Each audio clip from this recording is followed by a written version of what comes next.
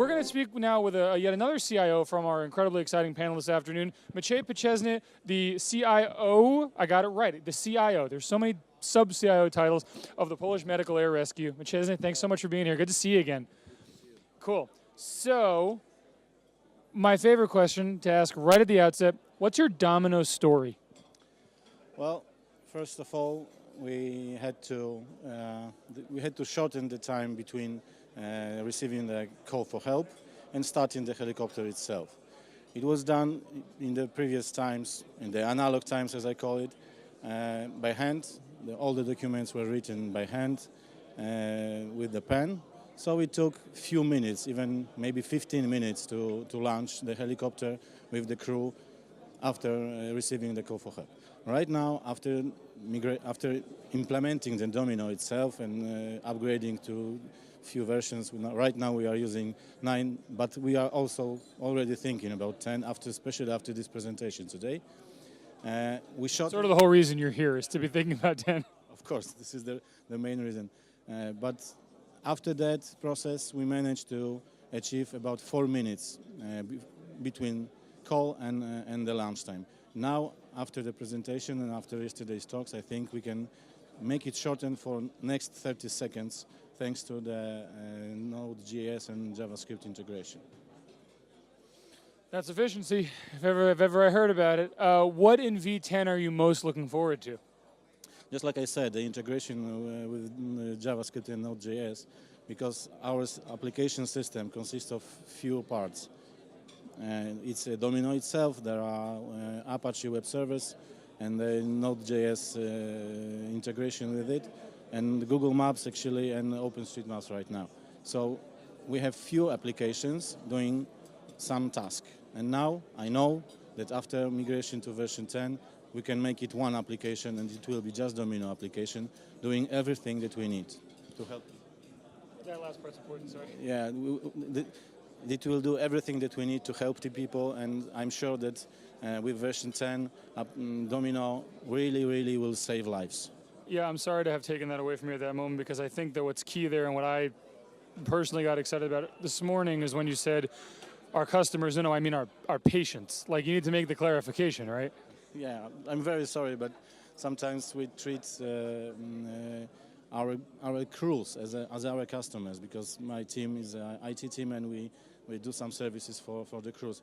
And of course we need the customers, which are the crews, and the patients to be happy and to be served properly.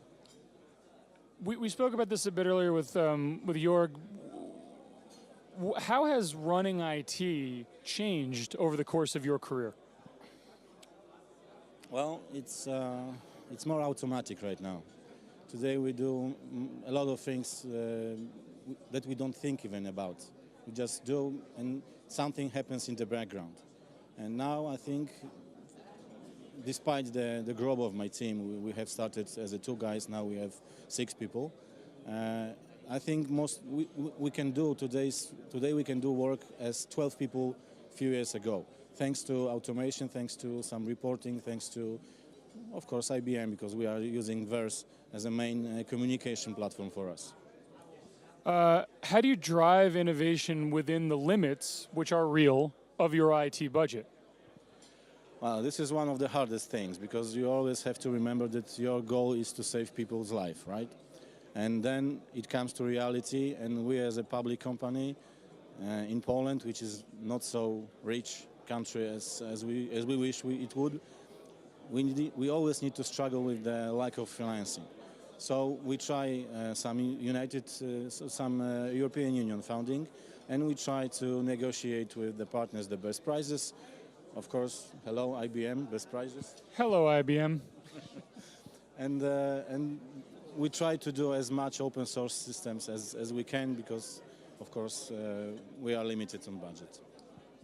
How important, actually, before I ask this next question, which comes from iPad land, I think it's really important that you're focused first and foremost on the structure and the cost and the way your organization is designed and what you're allowed to do, and then you innovate within that. Is that about right? Exactly. First, we take a look what the people do, what the crews do, what the ground people do, and then we try to optimize their work, and we try to help them to do it better, faster, and that's it. Better, faster. The Domino V10 way. Feel free to never use that as a catchphrase. Just a heads up in case no one ever wants to use that. Cool. Maciej, how important is it to have solutions like Domino that help you spend less on, quote, keeping the lights on and more on innovation, right? Because we talked a bit about the limits within an innovation budget a moment ago, but theoretically this should be allowing you to remove a lot of operational headaches and focus very much on finding the most innovative solutions fastest. Exactly. There is always a case with the bosses. You always need to convince them why your solution, why your proposition is good. Why do they need to spend some money, even more than thought before, to keep the operations doing, right? But okay, I think we do that. We can manage to manage our management. Managing management, an innovator's solution. I'm seeing this as I'm thinking about this as a memoir title. What, sorry? Thanks to IBM Domino. Thanks to IBM Domino. This is great. This is like the best commercial we could possibly have right here. Happy to serve that purpose.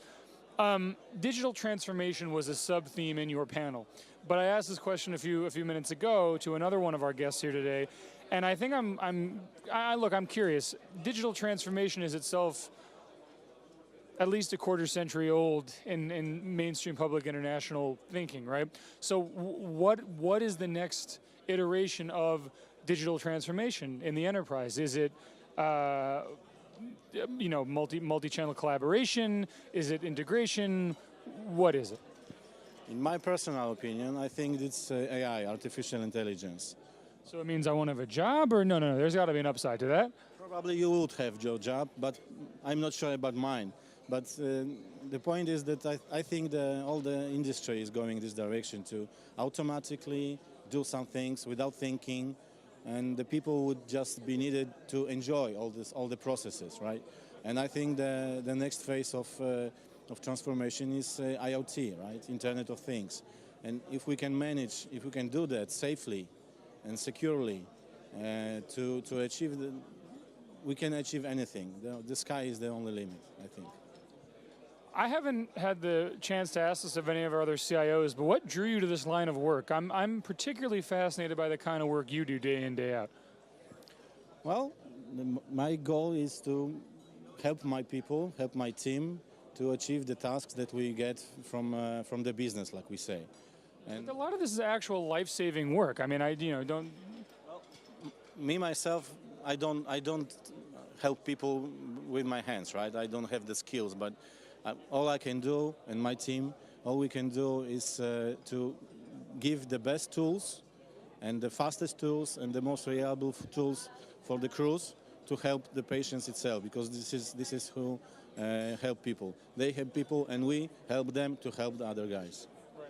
Sort of a supply chain of help, of technology help. Exactly, this is supply chain of technology help, right? The Internet of Things. Are there any Internet of Things applications that excite you in your line of work? And is there any sort of overlap between what you're seeing in the V10 release here today and larger IoT trends industry-wide?